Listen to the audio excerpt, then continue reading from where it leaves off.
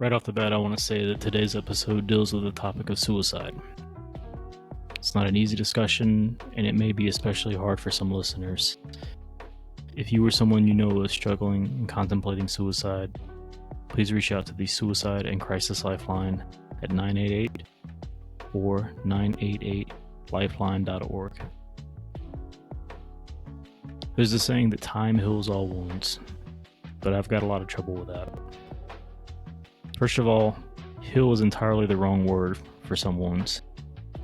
Secondly, time alone isn't enough. There are some wounds and hurt that just don't ease up with time. Maybe they dull, or maybe they just bide their time, and then they throb and they ache when our guard is down, or just when we're willing to let it. I think that sometimes we need that pain to remind us how lucky we were to have had someone that we cared about so much. We have to utilize that pain in healthy ways, though. Not to dwell on it, not to allow it to swallow us whole, but to keep us grounded and in touch with those memories. Just want to give a content warning up top that this show does talk about death, so please be mindful as you listen. Hello and welcome to Our Last Meal. I'm your host, Andrew, and my guest this week is CJ, host of the podcast Philosopha Talk. CJ, thanks for being here. Hey, thanks for having me, man. It's great to be here. Yeah, it's great to have you. This is one of the cool things I like about the podcast community is, getting to meet people and then basically take turns getting to be on each other's show. So I just got to record with you last weekend for your show, and now you get to be on mine this week. Yeah, no, I love it. This is so much fun. This is one of the best parts of the hobby. Yeah, it's really interesting to me to get to find all the different niches and topics that people go after, and just find where there's overlap and where there is space for conversation. Yeah. Sometimes finding people that can like relate to you is difficult, right? Especially when you want to touch on like deeper topics and really talk about things that are like soul touching. So being involved in like the world of podcasting and stuff, when you're able to listen to other people's shows and be like, oh, this guy gets it, and then like you can really like sit down and have those conversations with that person. It's a much more fulfilling conversation. Especially when you're somebody like me who like I have very little patience for small talk, So if we don't have anything in common that we can really like get in depth on, like I lose interest in talking to a person very quickly. Yeah. I mean, I understand that though, because so much of our day to day is small talk. Go to work. Hey, how you doing this morning? How was your weekend? And how's your weekend is never like, how was your weekend actually? It's just tell me that you had a good time relaxing and that you went to the farmer's market, and then let's move on. So I'm with you. Yeah. No, honestly, that's honestly like when I see people, after the weekend, I don't go, hey, how was your weekend? I go, hey, did you do anything fun and exciting? Like, I want to know something that you did. Like, did you have a good time? Like, or did you just like sit at home and relax? Did you enjoy your family? How did that make you feel? Like what was going through your head at the time? Like, that's the stuff I like to talk about with people rather than, hey, how was your weekend? It was great. I'm living the dream one nightmare at a time. Whatever. I feel called out because I've definitely used the living the dream, somebody's dream. I can't not tell you how many times I've used that. Mm-hmm. Well, but it's interesting though. I don't mind small talk really, but big talk, I guess you would call it. I like that, getting to actually have a conversation with somebody and get to know them. And it feels like when it's somebody you already know, sort of, it is really difficult. So whenever someone is still, borderline stranger and, you don't know them that well, it almost feels easier because there's less risk, I guess. Sometimes, other times it feels like, I feel like generally like in our society and like our culture, especially like American culture, we have this sort of like mistrust of strangers initially. And like, I'm a culprit of that myself. Like sometimes like I like try to like feel vibes out of a person before, I really try to dive into something with them, like kind of get a feel for their energy, like what's going on with them, because you really don't know, like if you get into like a deeper conversation with somebody, they could come back and use that, like they could weaponize that against you at some point, and then so there's like that general mistrust because it's not really uncommon right now for people to really do something like dirty to like get the upper hand on you, like either like at your job or inside of a Yeah. friend group or even in places like church. You know, somebody to take something you've said and either misconstrue it or they'll leave out the first part, they'll take the middle part, leave out the end part, and like just use that little bit that makes you sound bad. And like it's hard sometimes to trust people to really have those conversations. Well, it is. Not to mention there's just that aspect of being vulnerable with somebody, and just even if you're not worried about, can I trust this person?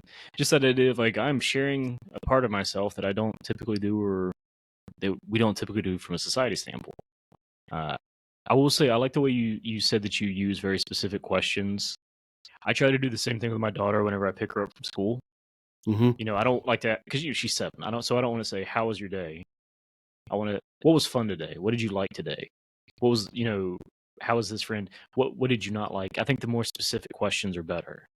Yeah, I do the same thing with my son too. I mean, my son's autistic, so being more direct and specific works better like in his head, but it definitely like opens up for a much more clear line of communication where like I feel like the like younger kids don't really understand like the obscurities in colloquialism and like they don't understand Yeah. like, oh, hey, what did you do today? Like they don't understand like that's a much broader question and then they just take it very literally and directly and they're like, nothing. And you know.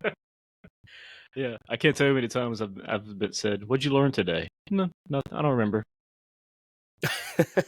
And then you're So looking back at your school career and you're like, that tracks. Yeah, yeah, I don't remember none of that either.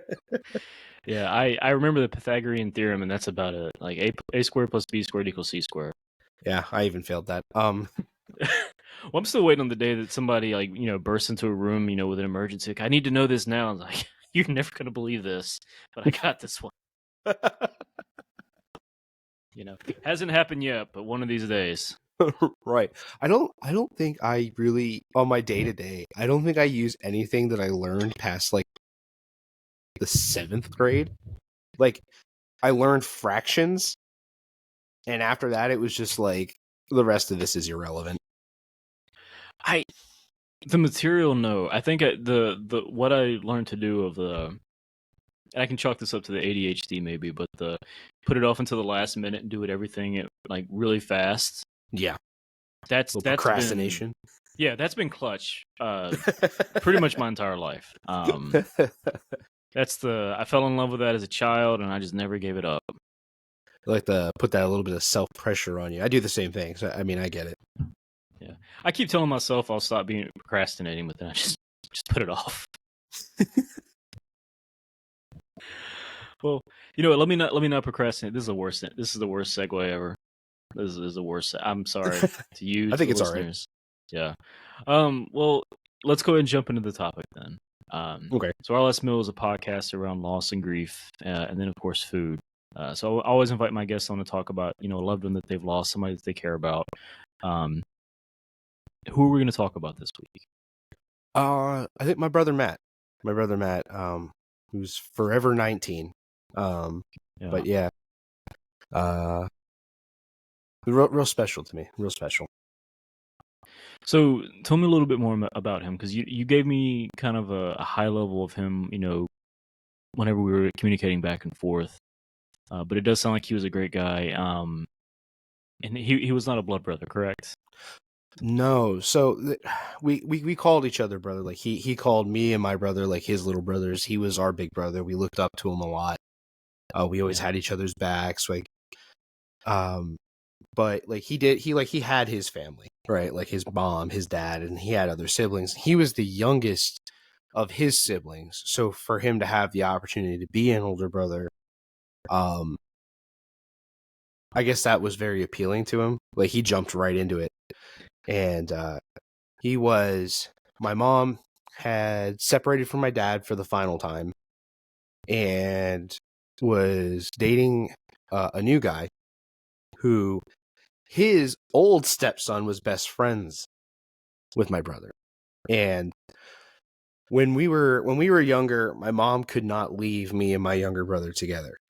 And we fought like dogs. Yeah. Like it would come to blows almost every time. Oh And wow. I mean, to this day, I haven't spoken to my younger brother in over a decade at this point. So sort of that back and forth kind of was always there. Yeah. But she introduced Matt to us. We all called him Mattio. Because he like had this like signature catchphrase. He would come into a room and it's me, Mattio, and he introduced him to us, and you know everybody just clicked because he was one of those people where uh he sort of was one of those like I'm a gangster types, you know, but Yeah. he was one of those people where he got along with basically everybody. There, if you put him in a room of 1,000 people, maybe one of them wouldn't like him. You know, he was just one of those people. And uh, from the first time we met, we all just kind of hung out and chilled. Like the relationships developed from there. And you know, he was one of the family. Like he would come. He would spend weeks at my house before going home. Yeah. You know, and it was just like he called my mom, and you know, it was just like this like I don't know, brother on loan situation. And it was great. He was one of those people too that it didn't matter like what he was doing. Like he could have made plans weeks ahead of time, be in the middle of those plans, and if you needed him, he would drop those plans and come to you. Yeah. Uh, it could be -4 degrees outside, and if you needed the shirt off his back, he'd go naked. Like just one of those, you know, really rare, just very genuine, kind-hearted individuals. Yeah. It feels like, I hate to say this, it doesn't feel like we get to meet a lot of people like that in our lifetimes. No, no, we don't really emphasize like we'll all of us talk about wanting to be around real people, real and genuine, and then like we're like, I can't be around somebody who's not real, but then a lot of us aren't real ourselves. Yeah. So yeah, you're right. It's hard to find those people. In the way you even said that just now, that we're not real ourselves. It reminds me of that saying, we judge others by their actions and ourselves by our intentions. You know, we always are a little bit easier on ourselves when it comes to expectations than we are from others. So whenever somebody doesn't exactly meet that expectation, or they do meet the expectation, I guess we have a tendency to be harder on them than we should be. So to meet someone like that, who is that open, who is that just genuinely who they are, and accept them, and them accept you, that sounds like it was an amazing relationship. Yeah, yeah. Now, you said that he became a brother to you. You know, talk to me more about that. I mean, how? And you also mentioned too that you and your younger brother, didn't really get along. I mean, did he help kind of bridge that? Was he kind of a piece that would, I guess, keep the peace? More like a referee. Yeah, So he at least knew when to call the fight. right, right. Like, uh, me and my younger brother, like when he was younger, we didn't really get along.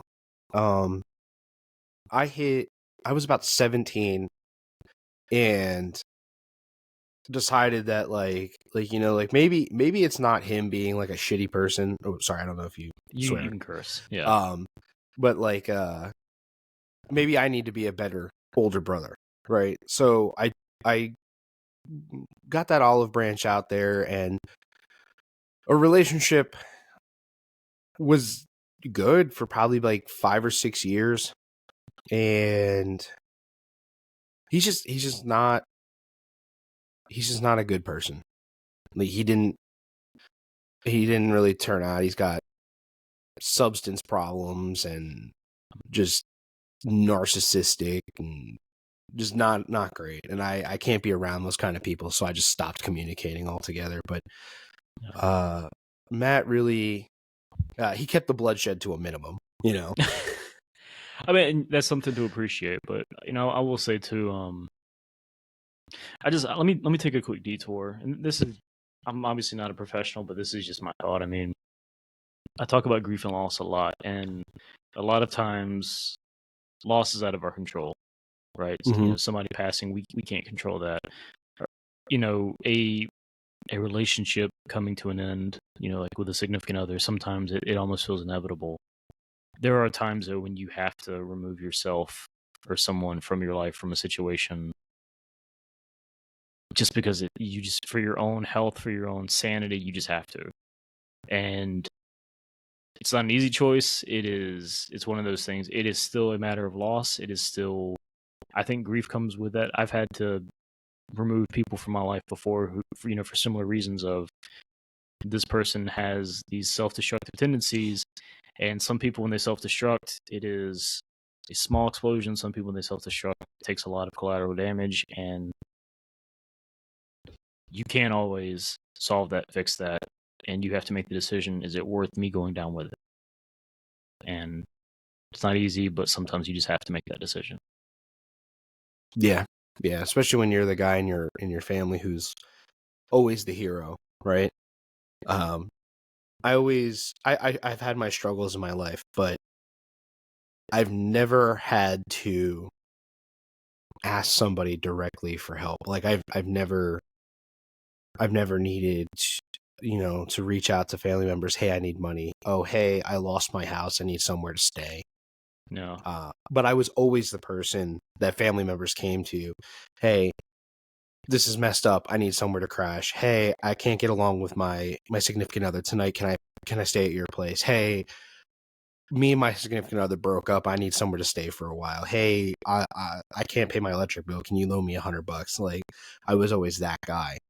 And Yeah. unfortunately, my younger brother took advantage of that, which is a big part of the reason I don't speak to him. The main part of the reason is a mutual friend of ours started a rumor about him, and when it got back to him, he this friend blamed me for it. So I confronted the friend, and I was like, "What's your problem?" He goes, "Well, I figured because he was your brother, he'd get over it faster." I was like, "Well, not okay. Like, you need to go fix this," and he just never did. And uh, I don't tell on people, Yeah. so I just sat on that blame. To this day, I sit on that blame. I could oust him at any point, and I just don't. I just like, all right, that's fine. Because honestly, like, if he's willing to treat me like that in a scenario I didn't do, I don't want to know what it's going to be like when I actually do something that upsets him. And when you deal with people for years and years and years and years, friends, family, significant others, any kind of loved ones, you're going to hurt each other at some point. Yeah. You're going to do something that upsets that other person. It's going to happen. It's not going to be malicious. You're probably just going to be like doing something that, you think is going to make you happy at the time, and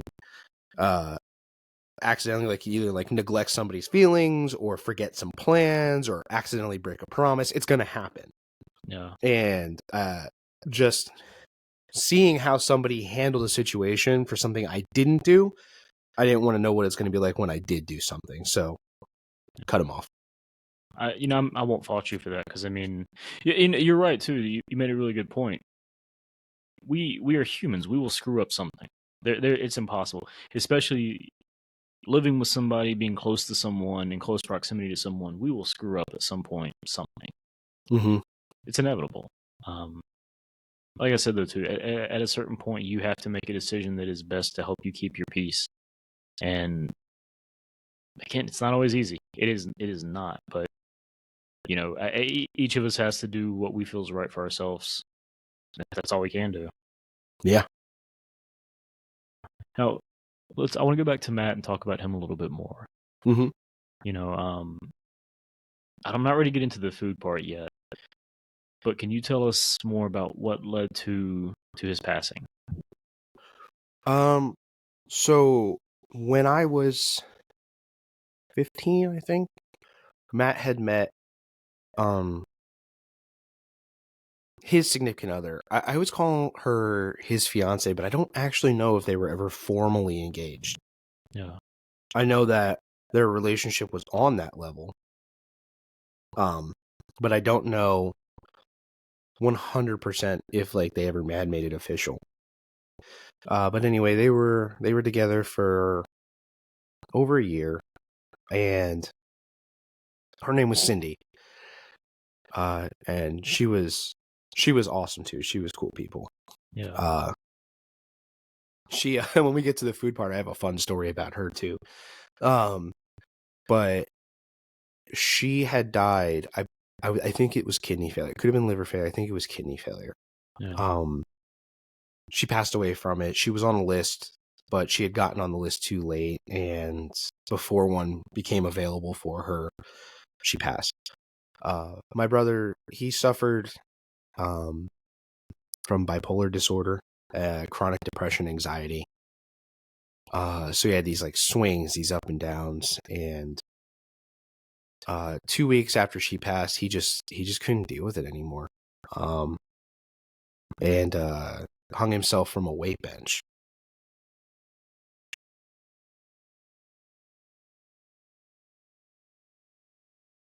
The only thing to say, I think, to something like that is, yeah, I'm sorry for that. That's, I mean, I don't know about the only thing. That's the first thing that comes to mind.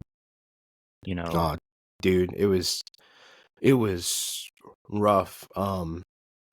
So I was on the phone with my mom asking her something, and she was like, "Oh, let me get a hold of Matt." So she put down her phone and called on another phone, and he didn't answer, so she called his mom. And while she was I heard this whole thing. While she was on the phone with his mom walked into the basement and found him. oh God, And through my mom's other phone and into that, I could hear his mother screaming.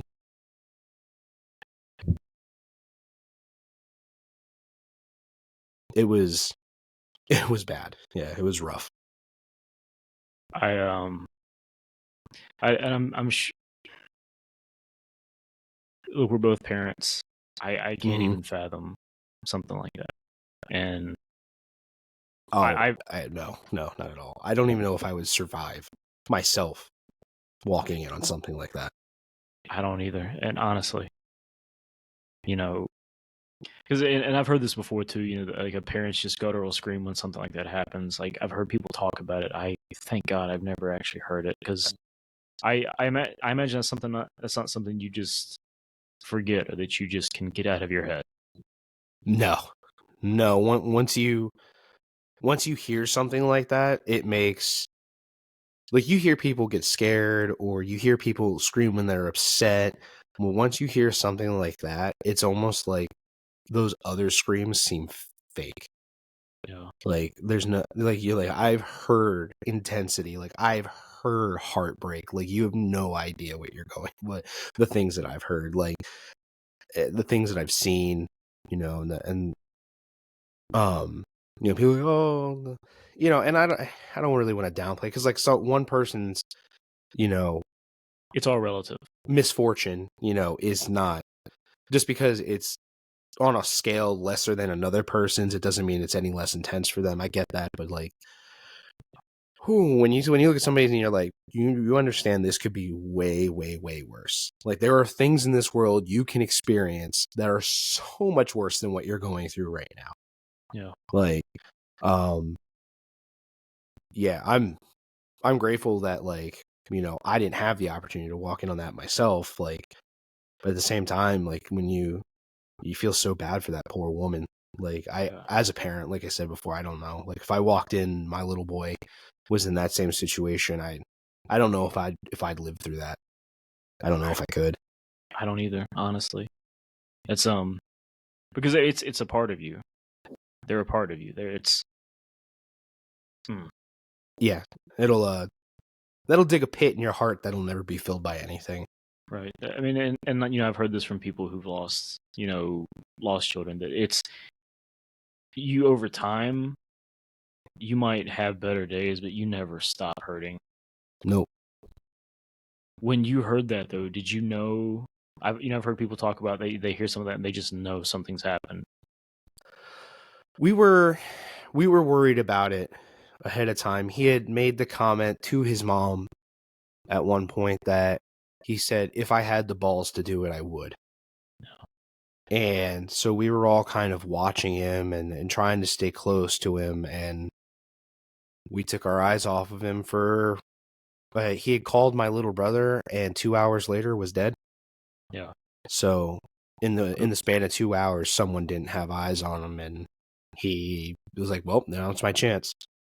He had a small window of opportunity. And the thing is, I mean, you can't have eyes on somebody 24/7. Right. I'm so sorry for you, for the rest of your family, for his mom. Yeah, it was hard at time. It gets easier. It's not something you ever forget. And like, on his death day and his birthday, we'll go out to like the cemetery and go see him and stuff. And I Yeah. take my son with me now, and it's sad every time.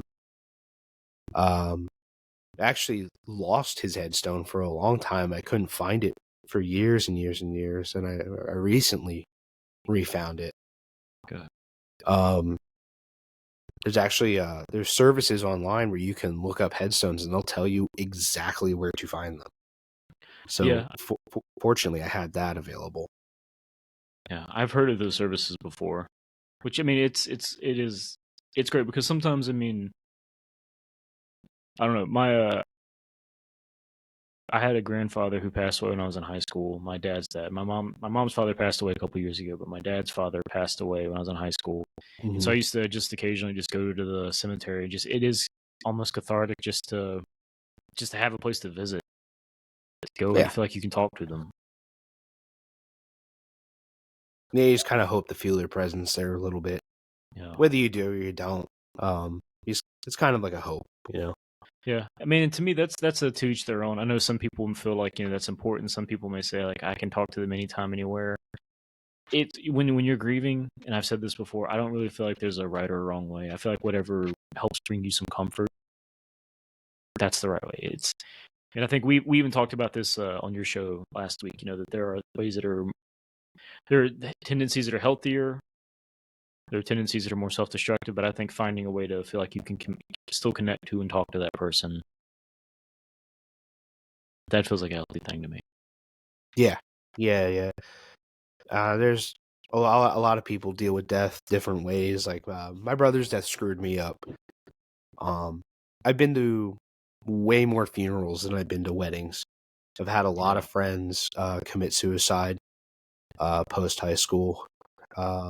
It sort of seems to have tapered off at this point, but before I turned 27, I think I lost 4 or 5 friends to suicide.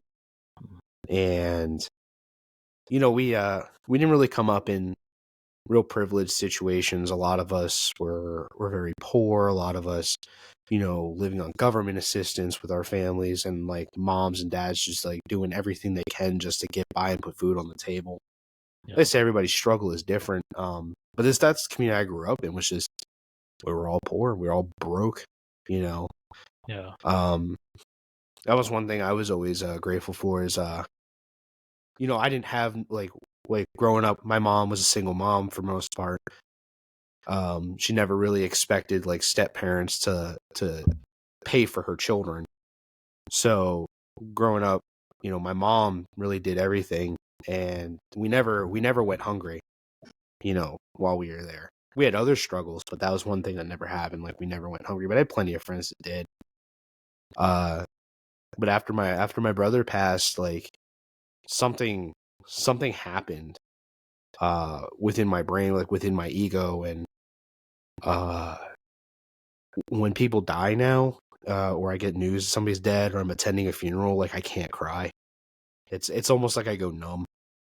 So I guess we all deal with it different ways, and in a way it sort of makes you feel inhuman, because like you're supposed to be like I'm supposed to be bawling my eyes out right now, and I feel nothing. I mean, usually it's like a month or 2 months later, I'll finally it'll click, and then I'll have like a good day where I just need to like sit down and get it out, and then I'm okay. But like, yeah, no, like his death was I don't even know what to call it. I don't even know if that's like a form of like PTSD or whatever that is. Like it was traumatizing. And like I said, he was one of those people who everybody loved him. I've never seen that many people at a funeral in my life. Like, there were easily 400 people there. It was like the church was packed. There were people outside. They had to watch it on screens. Like, yeah, it was massive. Do you think he knew he had that many people that loved him? He knew that he had people. But there are things and times and ways that even having people around you is just not enough. No. You know, He was going through his own grief. Yeah. Yeah, and sometimes and I'll speak from personal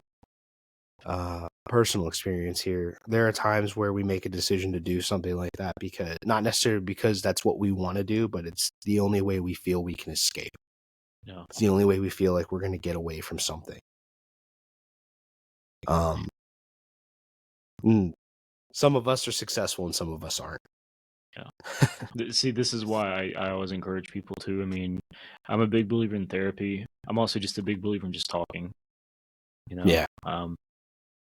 Because the thing is, it's not gonna talking won't make it stop hurting. But at least you don't feel like you have to carry it all by yourself. At least you have a chance to sometimes just saying it out loud, and it can help you process it.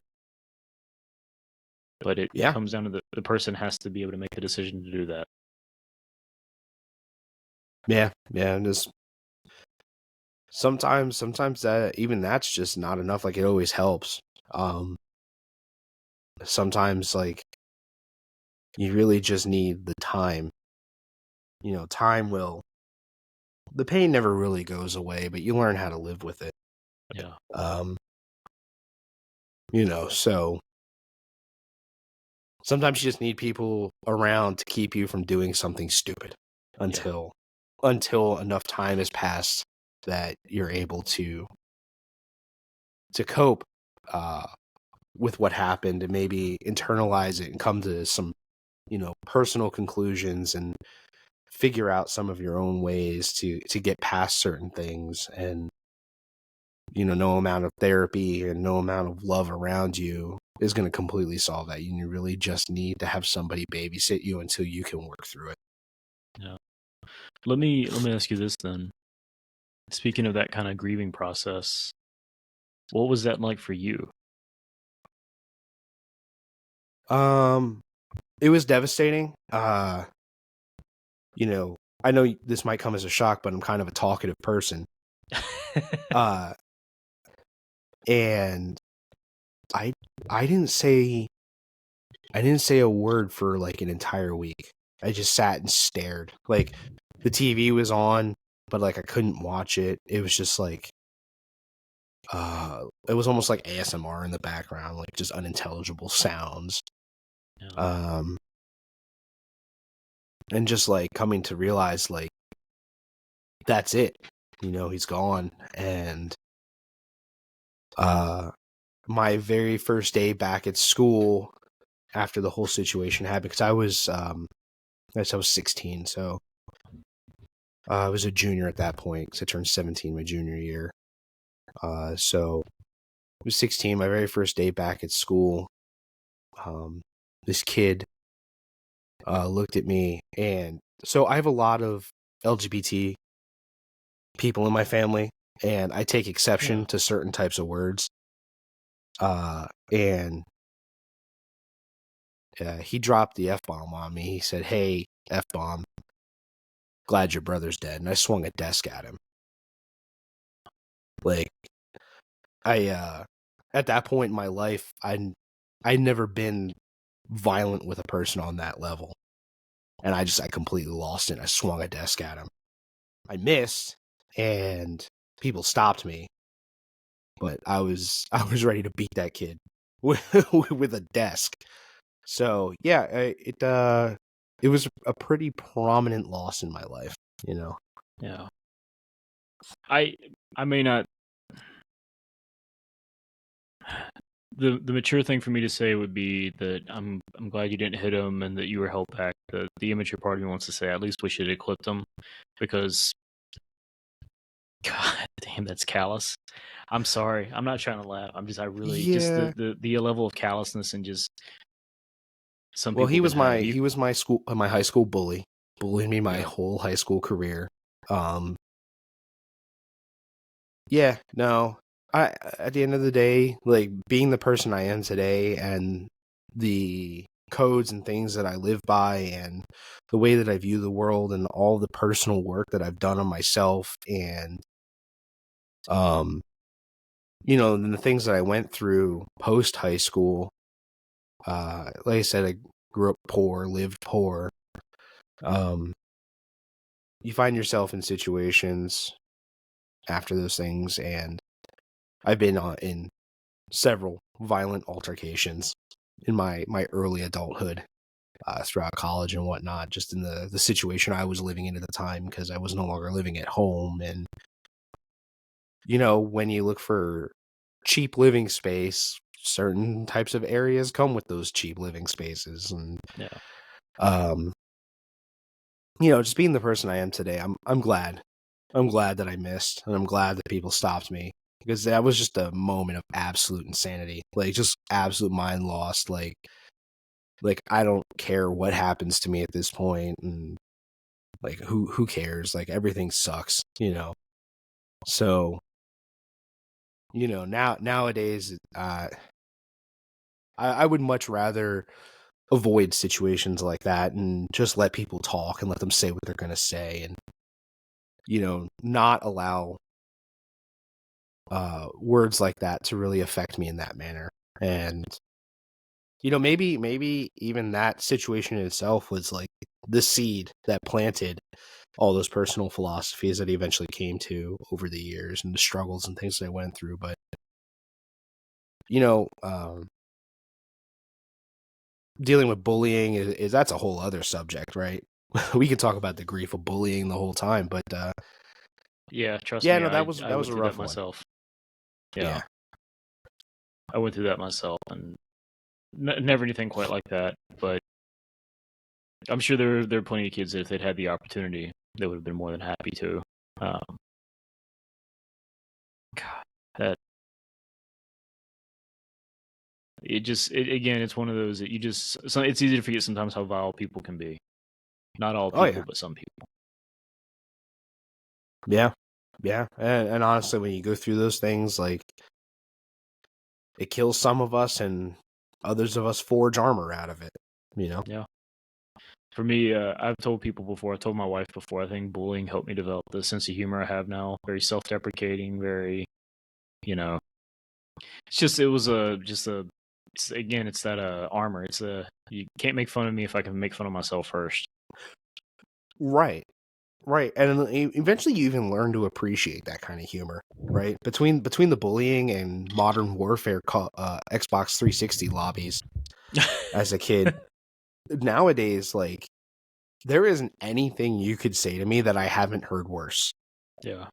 You know, like someone will say something like, and unfortunately, like as middle-aged adults, we don't really experience that too much, right? Like we don't really have those people who are coming out of the woodwork just to say something nasty, to be spiteful. Like, we don't really do that to each other often. Not to say it doesn't happen, but It's not as common. I can't remember the last time somebody was just nasty to me for the sake of being nasty, like on that level.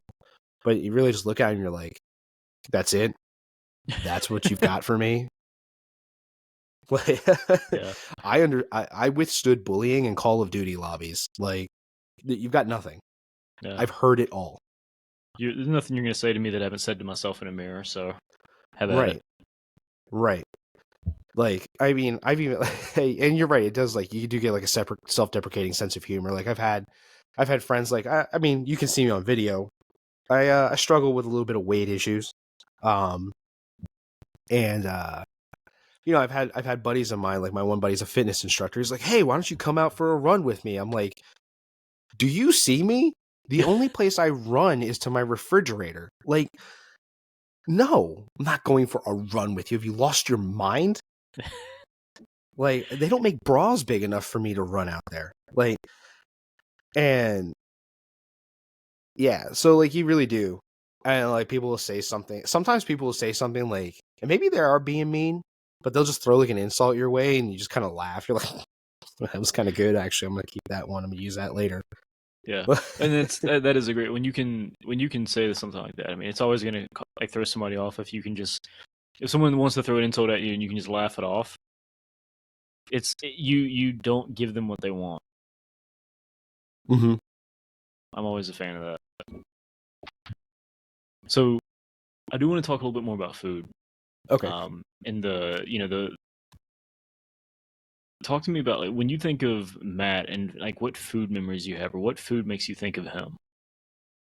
So, and I'm about to gross your audience out because everyone's gonna be sitting here like, oh my God, you ate that? For some reason, he decided one day for lunch that we were going to have ham and cheese sandwiches with mayo on it. Now, up until recently, I've hated mayo like my entire life. I only recently started liking it. Right, our taste buds change as we get older and whatnot. But Yeah, I didn't like mayonnaise, and he made these sandwiches, and like it wasn't his job. Like, I was big enough to make my own sandwich, but he was making one for himself, so he made one for everybody else. yeah. You know, and we come out, and I looked at him, and I looked at the sandwich, and I was like, I'm not eating that. And he was like, and of course he's like, you want to be a jerk? That's fine, be a jerk. You know what? Here, what? And he threw it in the microwave, and he gave it to me, and just to be a smartass, I took a bite out of it, and it was actually good, right? And so from then, like all of us, so they were like, "What? That's good." And they threw theirs in the microwave, and so from then on, like all the time, it was ham and cheese sandwiches with mayo in the microwave for about 30 seconds, just so the bread gets a little bit soggy. Yeah. You Melt the know, cheese just a little bit. yeah. And it sounds really gross because who wants to eat soggy bread? But like, I don't know. It was Good. just something we did, and it was like an Look, all the time thing. yeah, well, and I've said on the show before, like good food doesn't have to mean high quality food. Mm-hmm. I am a firm believer. Look, I love hot dogs. I love I love pizza. I love all the stuff that's not good for you. And even like not even just like the best versions of it, like a gas station hot dog. I have no problem with that. It doesn't have to be like fancy to be tasty. Until it gives you food poisoning. I hate to say it, even then sometimes afterwards, all I need is a little bit of time to forgive and forget. It's like I know they've hurt me before, but what are the odds I get food poisoning from the same place twice? Honestly, it's probably pretty good. It's probably pretty good, but no, I don't judge that at all. It's because it goes back to another thing I believe is food. Sometimes it is fuel, yeah, but sometimes it's like it's the act too. The fact that he cared enough, even someone might say it was just a sandwich. The fact that he cared enough, is like I'm making one for me. Let me make one for everyone else. That's still a selfless action to say. Let me go and do this for other people too. Mm-hmm. Yeah, And clearly that's it's stuck with you. Yeah, but I mean, and it's clearly stuck with you. If you still remember like as a joke microwaving a sandwich and then be like, actually this is good, and then and it just becoming a thing. I mean, I don't know. I'm a really big believer that little things, little actions, little memories, those can turn into big things really easily. Yeah, and his I mentioned his lady Cindy. She before she died, she had some. She was a great cook. She was Puerto Rican, and she would come in the house, and like that's how I got introduced to things like rice and beans and batalillos and empanadas and chicken stew and stuff like that. And so she was always just coming to cook, and like I said, like she was kind of similar to Matt in sort of like those attitudes. Maybe that's why those two clicked so well together. But like she knew like my mom was single mom working as hard as she could. My stepdad was there, and my stepdad loved us to tears and everything. But like I said, my mom didn't have those expectations of him. So like I understand these aren't your kids, and that they're my Yeah. responsibility. So my mom was always working hard, long hours, and like, you know, she would come home tired and she would make us dinner. So once in a while, Cindy would just pop up at the house and she would make food for the family. And the one day she showed up, and she was making a beef stew, and the only beef she found in our freezer uh, were black diamond steaks my mom had purchased.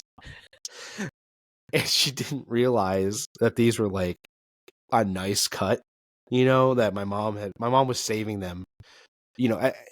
I cook a lot. Like cooking's a big part of my life now, and Yeah. I would never freeze something like a black diamond steak. But you know, my mom had it in the freezer. I guess she got a good price on it or something at some point. She was like, "Well, someone's birthday is going to come up or whatever. I'm going to have these on hand."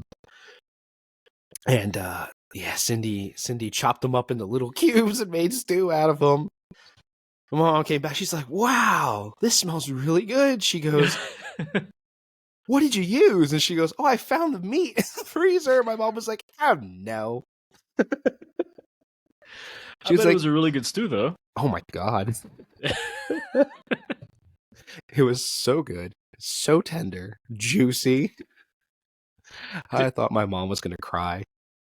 Oh, man. Yeah, but hey, you know what? An occasion is special when you decide it's special, right? Right.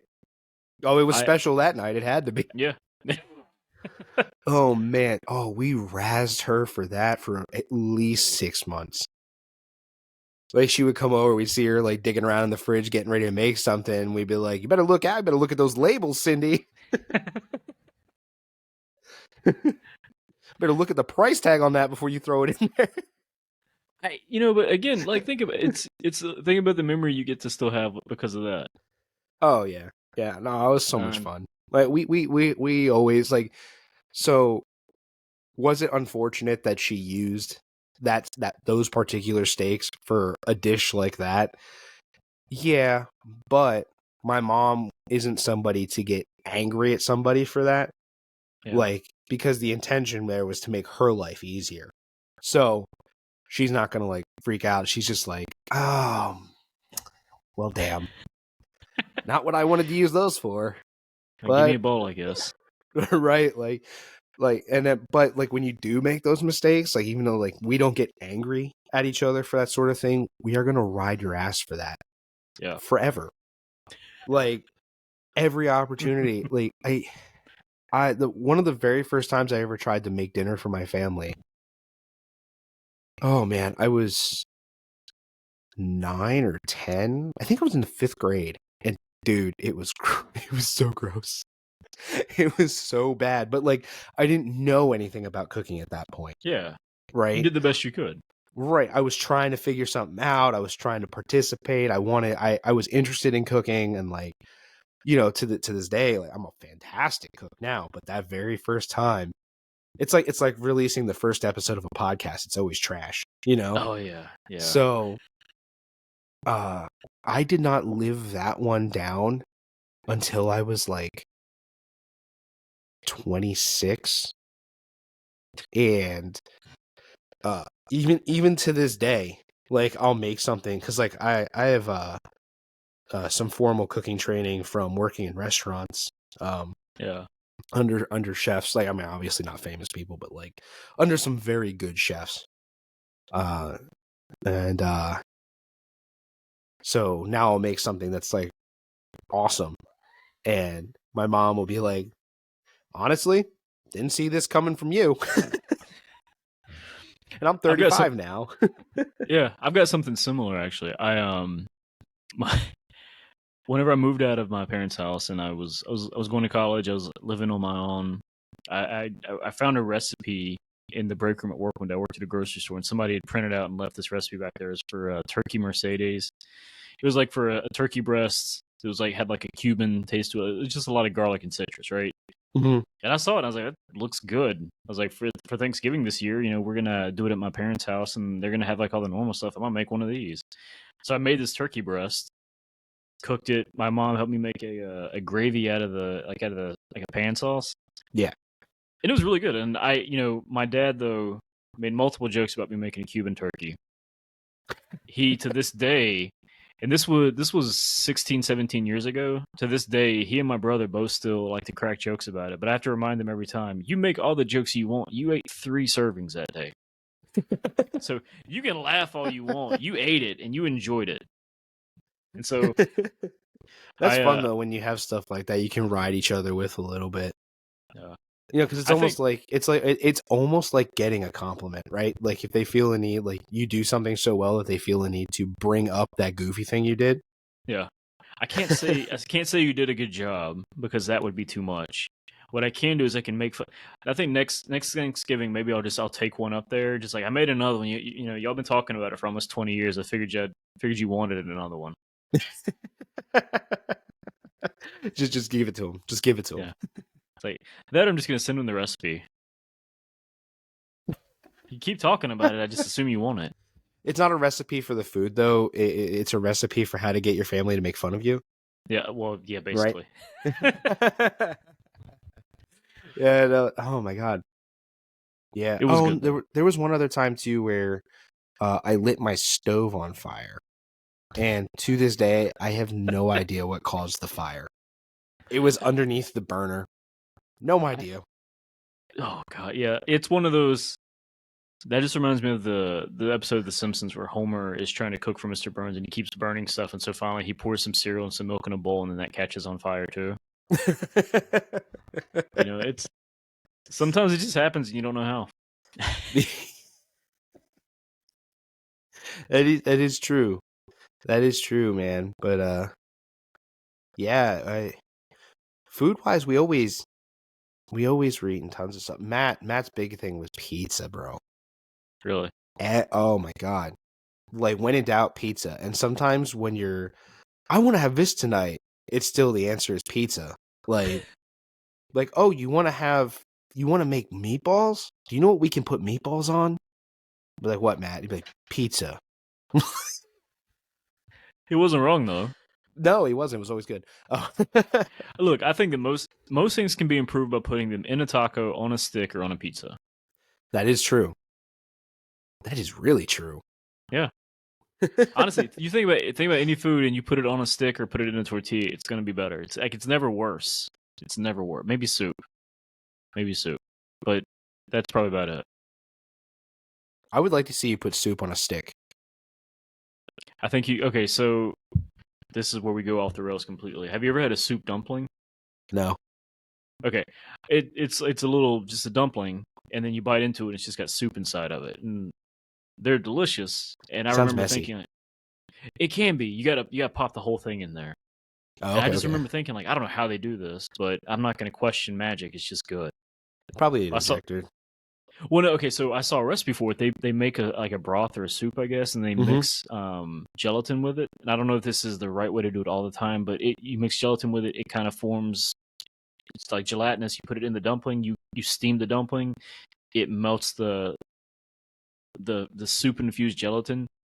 Pop it in, and it's amazing. So I guess you can make like the gelatin and dip a stick into it, and then but then you got a textural issue, Yeah. which is just I guess that could work. I mean, you can use like a meat injector for something like that too. If like you made the dumpling, yeah. you can use you can True. suck it up in like a meat injector and squirt it in there a little bit. See now, but if anyone listens, if you know how to put soup on a stick, I talk to me. I think this could be $1 million idea. Right. If nothing else, then for the novelty, soup on a If you stick. if you just have a restaurant called Soup on a Stick and people are like, I'm curious. Yeah, sell nothing but salads. We just know the name is just to get you in here. 100% to get you in here. Let me ask this. So you talked about the sandwiches. You talk about he loved pizza, and then you talk about the cooking that she did. Do you ever? So I mean, obviously, ham and cheese sandwich, pizza, easy things to make. But do you ever like purposely make those and just think about him? On his birthday and his death day, I will throw a ham and cheese in the microwave. And that's the only time of year I'll eat that. Yeah, but it's one. I mean, it's still. I'm assuming just brings you a little bit of comfort. Um, Or is it? Well, No, you know what? You tell me. like I usually cry like a baby the entire time I'm eating it. But there's like I know there's like a stigma on being open about crying. I cry when I need to cry.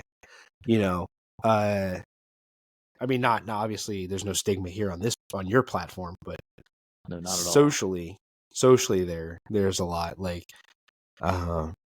even the brothers I still talk to, they'll, oh, you crying again? I'm like, yo, listen, I'm working something out, all right?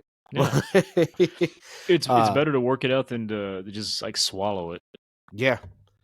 Yeah, because I mean, I've been to the bottom. I've been to the rock bottom. I fortunately survived. Yeah, Um but yeah, like I said, if it's one thing I learned from my brother, it's just to be real. And if I gotta cry, I gotta cry. You know? And yeah, just on his birthday and death day, I'll get that ham and cheese together, and usually about halfway through, we get a good cry going. And then we clean ourselves up afterwards. yeah. I don't see anything wrong with that. No. No. I've had people ask me, like, why do you do, like, if you know it's gonna upset you while you're doing it, why do you do it? And like, it helps me remember, you know. And see, and that's the thing. I mean, I've said this on the podcast before because this is one of the things I learned from some guests once. They grief is an expression of love, and what you're doing, what is that if not an expression of love? Right. Right. It's And then one of the biggest triggers of memory too is smell and taste. yep, So when that comes out of the microwave, for that 10 or 15 minutes, I'm 16 and with my brother again. yeah, and CJ, I'm glad you do that for yourself, Well, thank you. and I know it's not easy, but I think you just got at the heart of this show. I do want to ask you one more question before we wrap up. All right. If you had a chance to have one more meal with Matt, what would you want to have? Oh man. We'd probably get a big pizza and just like have like 4 quadrants of different toppings. And then Yeah, this is about to sound really bad, but we were kids. I put an Old English 40 in a brown paper bag while we ate it. look, I wouldn't judge you one bit. Yeah, that was something we used to do together. Get our hands on a couple of 40s in a brown bag. Am I right in guessing it's probably been a while since you've had a 40? Oh my god. Yeah, I think it was like 22 the last time I had one. Yeah, Yeah. that'd be a good occasion for one though. Yeah. Yeah, but yeah, and like there isn't a whole lot I wouldn't give to have that with him one more time. Well, CJ, again, I'm sorry for your loss, but I appreciate you being willing to come on and talk about it and being open about it. Yeah, man. Hey, thanks for having me on here. It's nice to have a platform to talk about him. Um, it's kind of surprising, like, but you really don't experience a lot of places where you can talk about people like that. Yeah, that's the whole goal of this show is to come on and remember somebody, but remember in a positive way, in a happy way. Yeah, yeah. Well, CJ, before we end, can you tell us a little bit more about where we can find you and the work you're doing? Yeah, sure. I mean, if you guys want to listen to Philosopha Talk, it's just a modern take on philosophy and life experiences and in general, just things people care about. I incorporate a lot of ideas from classical philosophers into it, and I'll take any opportunity I can to bring one of them up, especially if I can relate it to something or if I'm familiar with a quote or some sort of, you know, philosophical idea that they're known for. And, we talk about all kinds of stuff. We're on Spotify and pretty much anywhere you get podcasts. We have the Spotify homepage. If you just search Google Philosopha Talk, that comes up pretty quick. I'm thinking about putting up a web page, but I haven't gotten around to designing one yet. Yeah, that's hard. I need to be better about that myself. Yeah. I have one for another show that I do, and like, it's okay. Oh my god. Yeah, for anyone who's listening to the audio only version, my microphone just dropped. Yeah, it just attacked him. It jumped right at him. I will make sure to link to the Philosopha Talk in the show notes as well. So for anyone who wants to go check it out, I just got to be on there, and yeah, I mean, I won't lie. Philosophy is something I think it's interesting. I like thought, and it's a fun. I don't know if fun's the right word, but I enjoy it. So I would encourage people to go check it out. Yeah, and I like the like there's plenty of podcasts out there that talk about like classical philosophy, like of Eastern and ancient Greece, and while I will always take an opportunity to talk about Aristotle or Descartes or Porogenes or Heraclitus or Lao Tzu and Lao Tzu and Confucius and all that, but it really is. It's more modernized. I feel like we need space in philosophy for people where we can talk about things that they relate to now. And I feel like a lot of issues we have today, socially, politically, and spiritually, are because we don't have a lot of modern philosophers that people are paying attention to. We like a lot of things were done certain ways way back then because of the things that the philosophers taught. Leaders, we're talking about like Marcus Aurelius. He led by the Stoic teachings, and a lot of people they'll be like, "Oh, that's very Stoic of you," but they don't really understand what Stoicism means. And we need a setting where in modern day we're talking about morals and ethics and politics and spirituality and just personal philosophies, and where we can relate them to modern issues. So that's kind of like why I do that with the show. Yeah, it's. I think it's a great podcast. I'm gonna make sure to link it up in the show notes and just encourage everyone to go check it out. Well, I appreciate that. Thank you. Yeah, of course. Well, CJ, I appreciate you being on, and thank you for talking with us today. Hey, it was a pleasure being here, man. I appreciate it. All right. Thank you again to CJ for joining us this week. I appreciate CJ as a guest and also for his own work in podcasting, but I've also got to give him a shout out for just how supportive he is of others in the podcasting community. CJ is kind, helpful, and I just really appreciate it. You can check out his podcast, Philosopha Talk, wherever you get podcasts, or check out the show notes. You can also subscribe to Our Last Meal wherever you're listening. Please also just take the time to rate and review so that other people can find the podcast. I would also love if you would follow Our Last Meal on social media at Our Last Meal Pod, or visit us at ourlastmeal.com. If you're ever interested in being a guest on the show, you can reach out by clicking the Share Your Story button at the top of the page on the website. Email ourlastmealpod@gmail.com. Reach out on any social media, whatever works for you. Until next time, please take care of yourselves and go share a meal with someone you care about.